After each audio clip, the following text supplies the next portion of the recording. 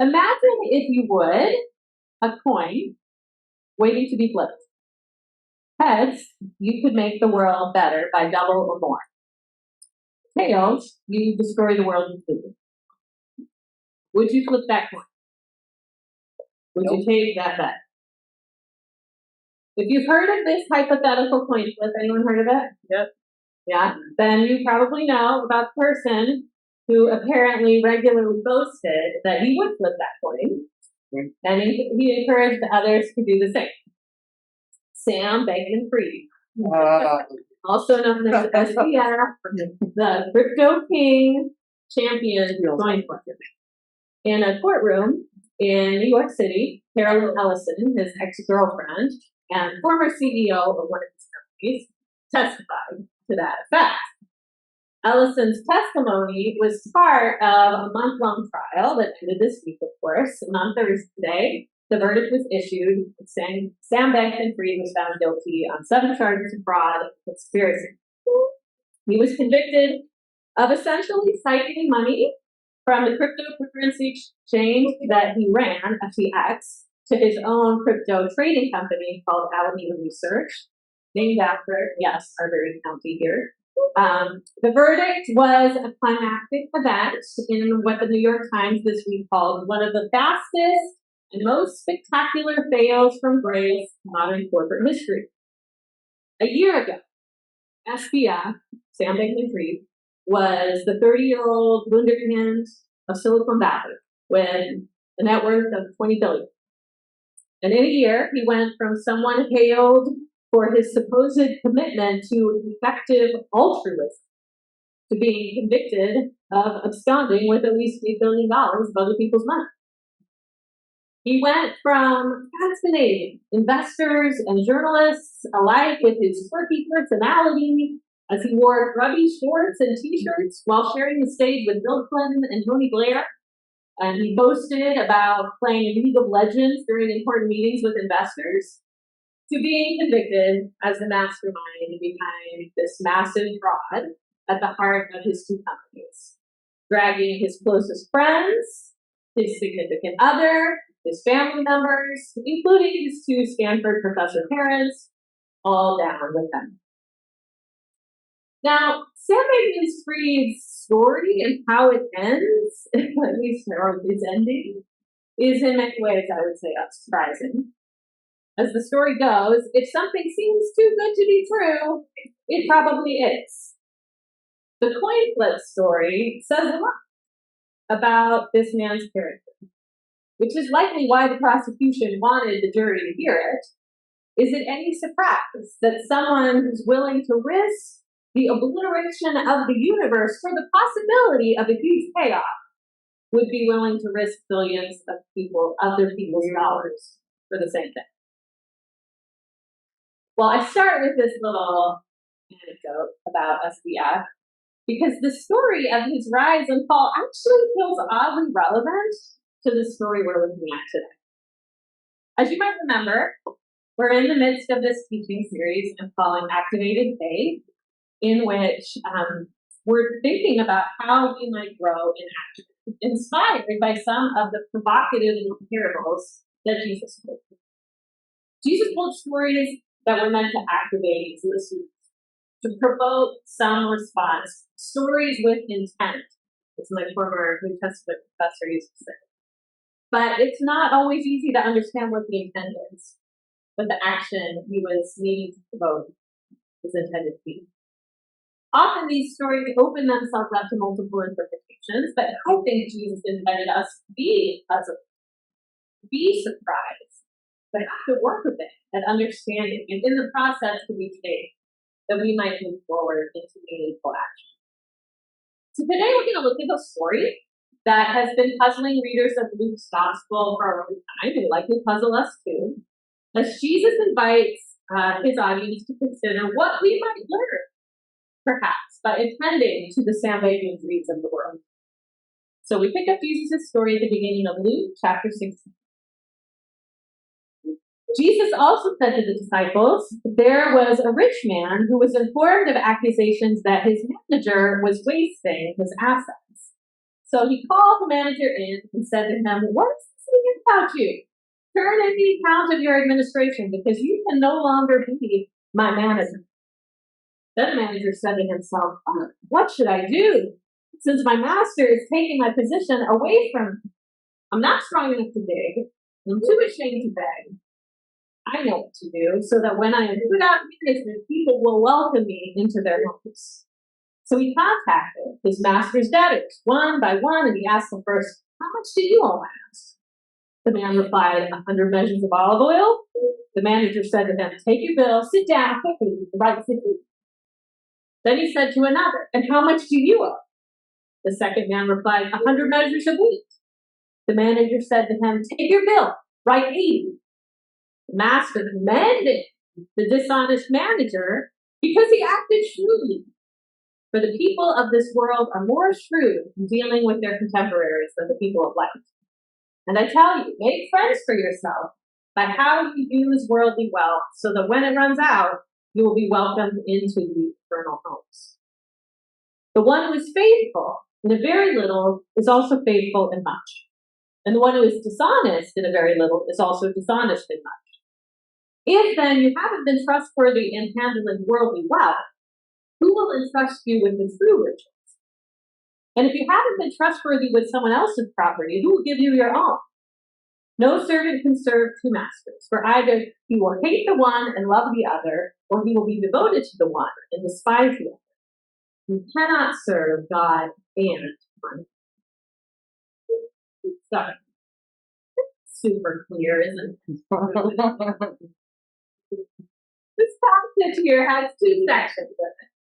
Okay, the first is the parable, the story, which seems to deal with some issues around money management, and the second contains some additional thoughts, some just general teaching about money. Now, I think the second section seems pretty straightforward, but the parable itself, is it just me, or is Jesus like trying to mess with people's heads? If you're feeling a bit confused or uncomfortable, the good news is you're not alone. By many scholarly accounts, this parable just might be the trickiest of Jesus to interpret. It's commonly called the parable of the unjust steward or the dishonest manager. Partly the name for a role model, at least the kind of role model we might expect Jesus to present. So is that what he's doing? Let's dig in and see if we can figure it out. So to review, the story starts with this person of great wealth being informed that his manager is squandering his assets. Now, whether the guy is maliciously managing the money poorly or simply incompetent, we don't know. It doesn't say. But the result is the same. The rich man is not pleased, and he wants to fire the manager and find someone else to take over the books. But first, he needs the manager to pull the records together so he has something to turn over to someone else. Now, a cultural note here. This is likely not a lowest level slave brought in to do manual labor type person. This guy is a white-collar servant. He's similar to maybe a financial planner or stock investor we might see today. Someone the very rich hire to manage their assets, collect their debts, and so on. The manager in this world would have had total financial authority. So they have the right to make purchases, to collect debts, to forgive debts, as if they were the master themselves. That's as long as they're actually working.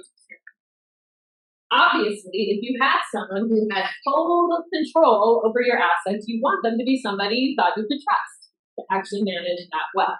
And clearly the rich man has become aware of the fact that this manager isn't proven worthy of his trust, so he rightfully chooses to sack him. And that's where things get kind of interesting. The manager goes back to his office and devises a plan. And it's a crafty plan. He knows that once this gig is up, he has no marketable skills to make a living with. He's not a manual labor type of guy, so he thinks that's out. He is too proud to beg. So he thinks it's unlikely he'll find another job as a financial manager once word gets out why he was fired from this gig. So what does he do?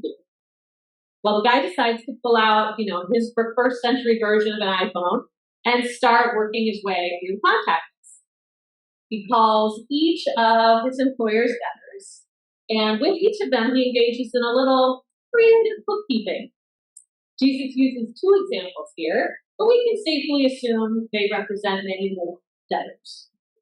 Now, the scale of the debts named is quite large. So much so that it's unlikely that these debtors are like personally indebted to this wealthy man. These are probably business transactions. Okay, he's negotiating with other business people. The manager asks each of the debtors what they owe. Maybe we get a clue into why he didn't do so well at his job, because he seems to have to ask them, how much do you owe? Like, shouldn't he know? Isn't that what his job is? Anyway, the first guy says he owes 100 measures of olive, which is the equivalent of 875 gallons of olive. That's a lot of olive, right? This would be equal to more than 3 years' pay for a daily wage worker. So in the present time, it would have been a lot of money. It's like a business transaction. Immediately after the debtor tells him how much he owes the master, the manager says, okay, make it 50. Let's chop that 875 gallons in half. And what debtor is going to object to that? He's being offered an amazing deal. And for the moment, the manager still has the power to make that happen. So the debtor agrees, alters the promissory note, cuts the debt in half. Again and again, the manager cuts these deals with all these people who owe his master money, and all would go well, except, of course, the master finds out. We don't know how, but he finds out. And rather than leave the guy for cheating him more, what does he do? He praises him. He commends this dishonest manager for acting socially legal. So how does that make sense? Well, another important cultural clue might help us out here. It has to do with ancient customs in regards to reciprocity. Customs of the day dictated that if someone did something generous for you, you were socially expected to reciprocate, to repay the favors. So this guy, for the moment, has control over these debts. If he cuts them in half, which he totally has the power to do at this very moment, the debtors will no doubt feel they have him to thank for cutting him down such a good deal. Likely, the master provides for the manager's room and board. So he knows once he's turned out on the street, he'll now have lots of favors. Favors he secured with his master. That's what he means when he devised his plan and says, I know what to do, so when I'm put out of management, people will welcome me into their house. Pretty crafty. So why does the master commend him? This is the part where it seems like maybe Jesus is not saying us.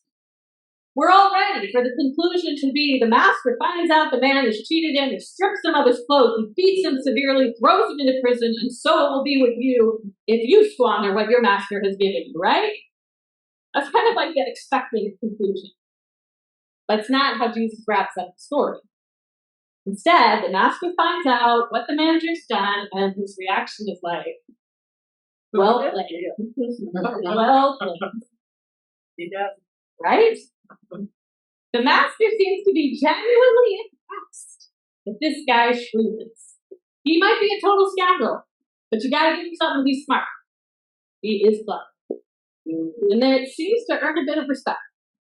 This guy has even painted his manager into a corner because he's changed the debts on behalf of him.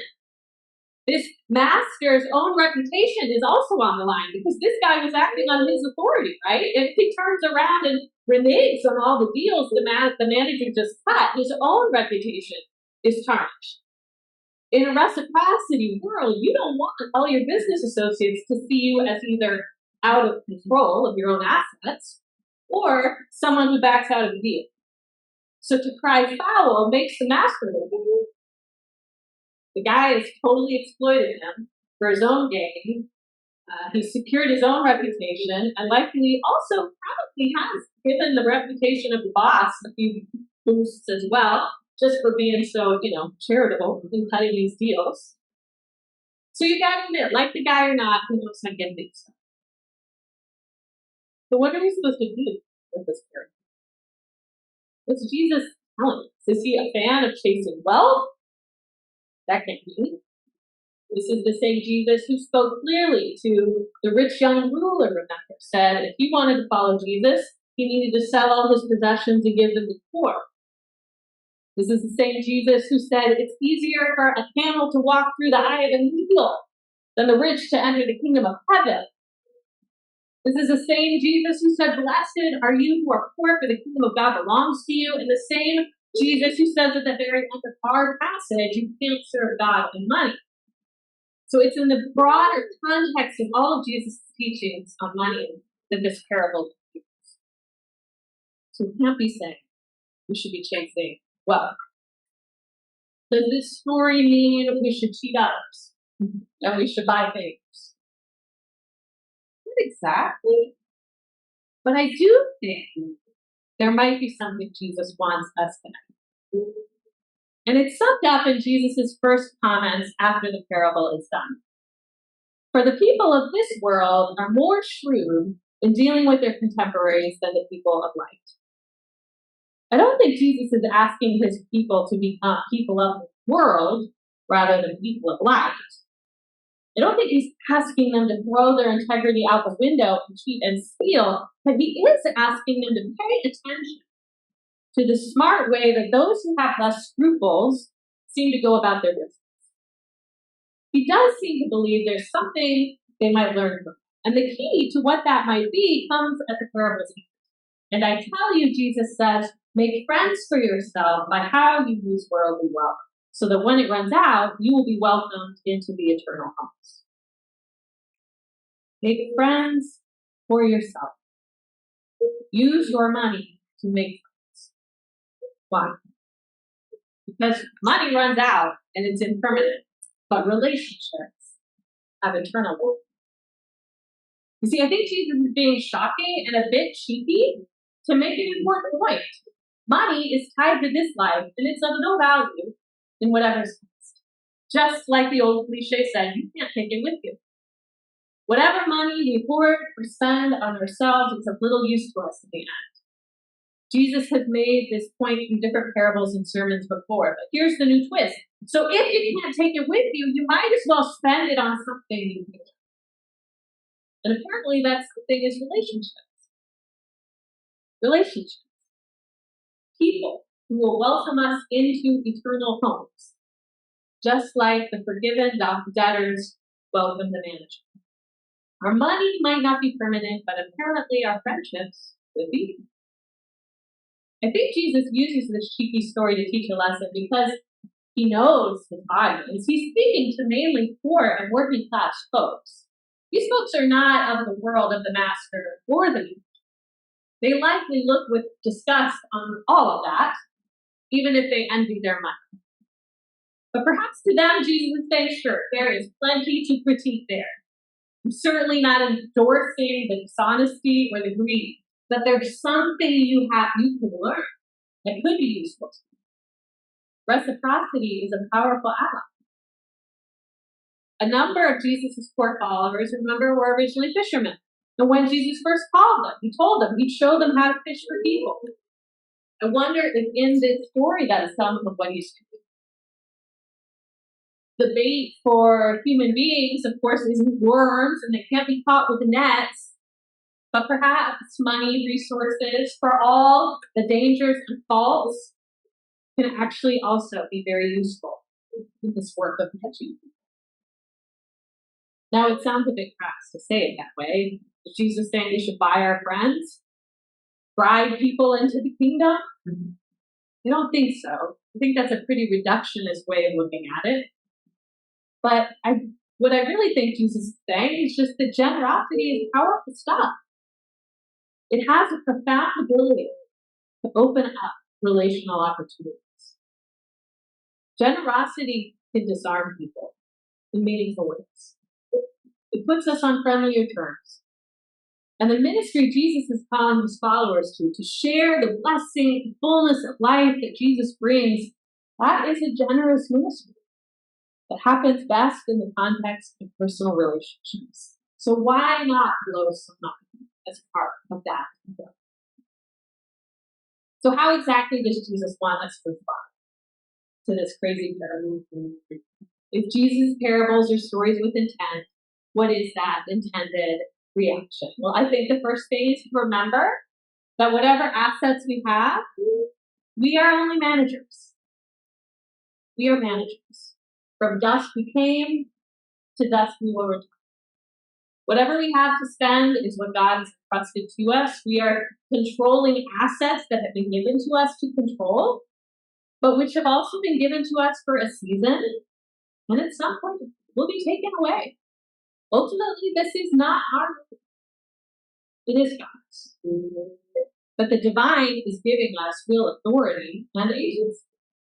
God is giving us permission to spend on their behalf. We see in other places, like the parable of the talents, that God expects us to invest what we're given, to manage, not simply bury it in the ground and keep it safe. With this parable, I hear Jesus saying, go ahead and spend the money. I want you to. Just make sure you're spending it on the right things, something that will pay off long term. And when you do, I will say to you, my friend, well played. I don't think that Jesus tells this story of the dishonest manager as an example of how we then should live. Not really. I don't think it's a go and then do likewise kind of thing. I think it's more of a how much more kind of parable. This is another one of Jesus's favorite teaching devices. If this is true, how much more is that true? If God feeds the ravens, how much more will God feed you? If God clothes the flowers, how much more will God clothe you? In this case, I think maybe Jesus might be saying something like this. This shrewd manager, he only cared about his pursuit of money led him to play the system so that he would be financially secure. But in the end, the security was reliant on having positive relationships with others. He used money to bless others, which then forged relationships for which he would benefit. If this guy, who's only motivated to be generous to save his own skin, could experience blessing and reciprocity for his hospitality, how much more could you, who seek genuine relationships, experience that fruitfulness of hospitality? If this guy, who's only motivated to look after himself, understands it's in his best interest to invest in others, how much more should you put that in practice?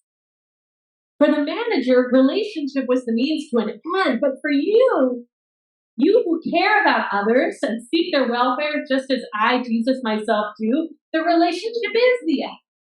The money is just the means, so how much more fruitful would your efforts be when you take a page from the shrewd manager's book and bless some folks in your sphere with what you've done?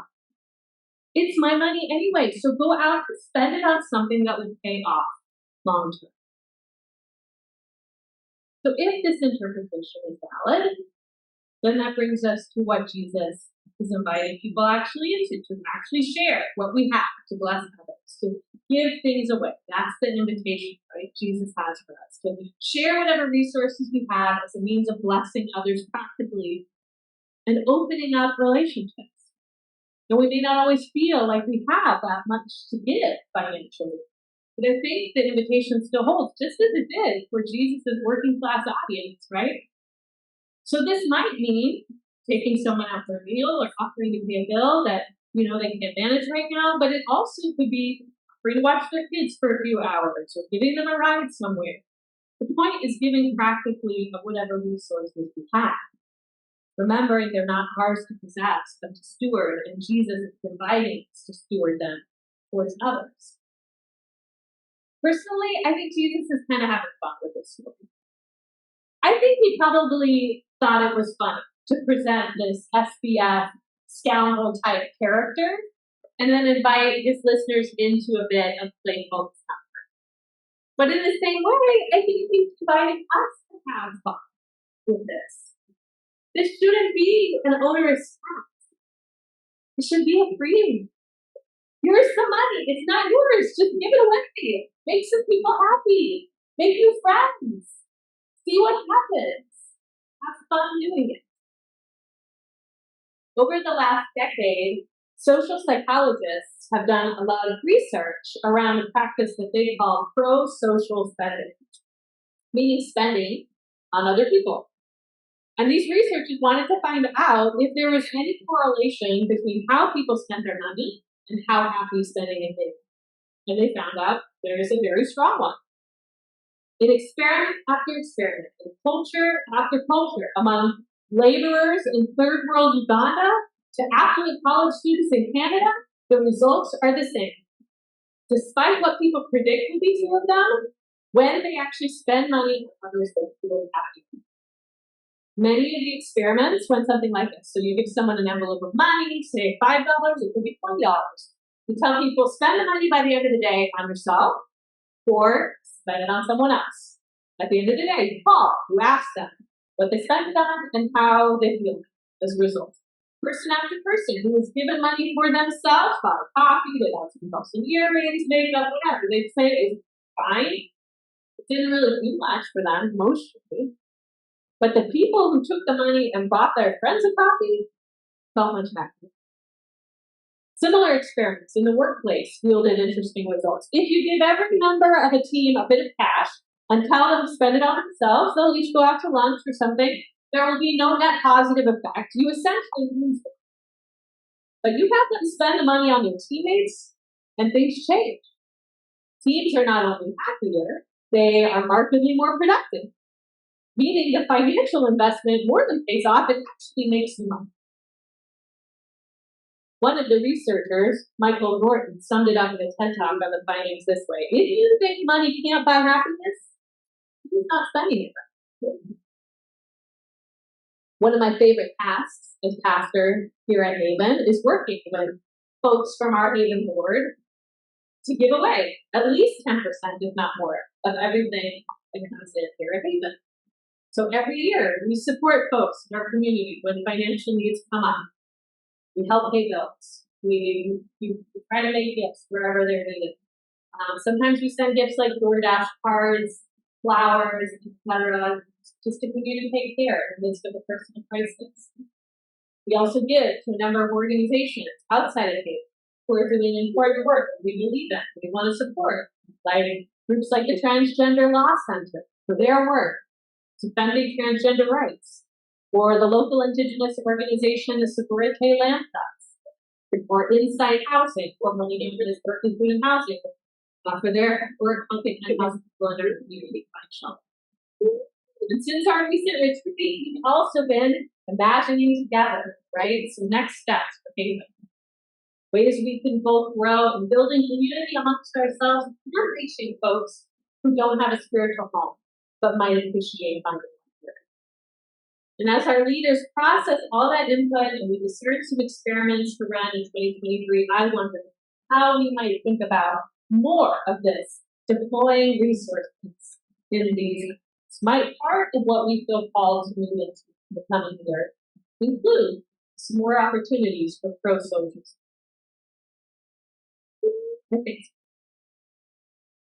So God's inviting us like a manager to spend the divine's money, to be shrewd about it, to spend it on others. But I think there's one more important takeaway here. And it's found in these words from Jesus of Peter. If then you haven't been trustworthy in handling worldly wealth, who will entrust you with the true riches? Who will entrust you with the true riches? The reality is that the most valuable things do not come in cash, credit, or crypto. Jesus is inviting us to focus on something beyond, something he calls true riches. What is he talking about? For me, true riches is a different kind of currency. We might call it the currency of the kingdom of God. I think true riches is a way of speaking to the intangible, ineffable power and presence of the divine that flows in and through our relationships, our prayers, our acts of service, our words of encouragement to one another and to our neighbors.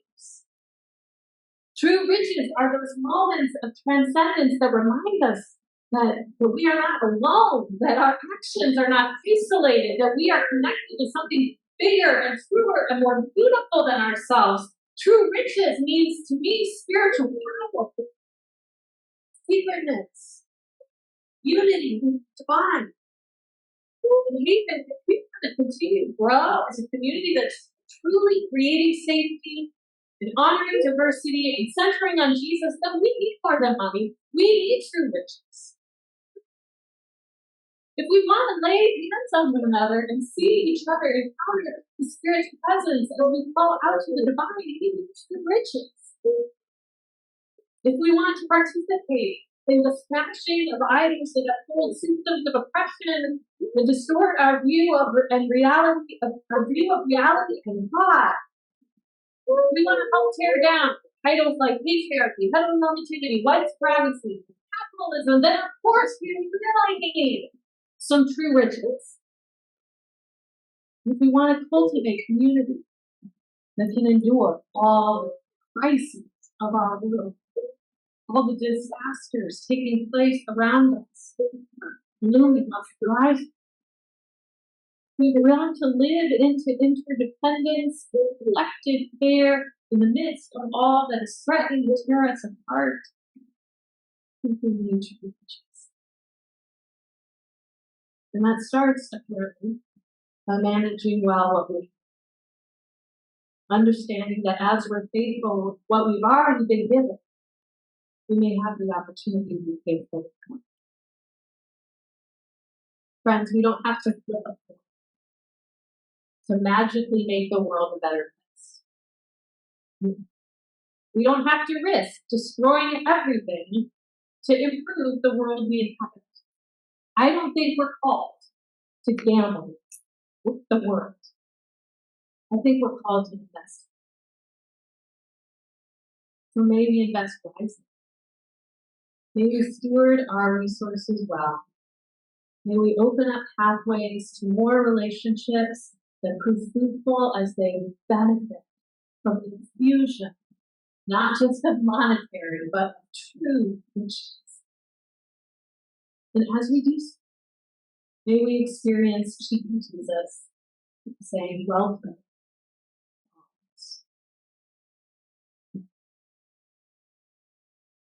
We can pray for us, and then we'll go into the discussion.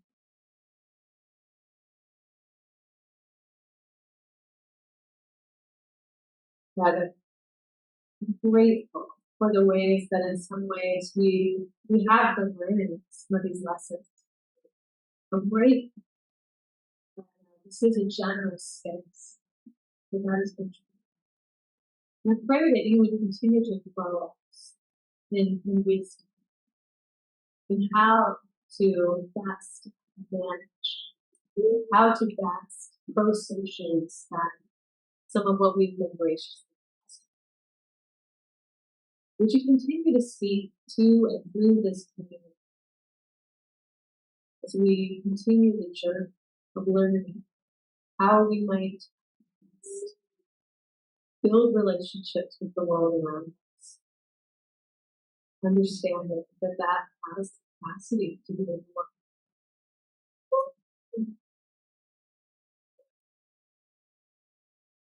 How do you experience more of those privileges? Would you lead us to be in stewarding what we have?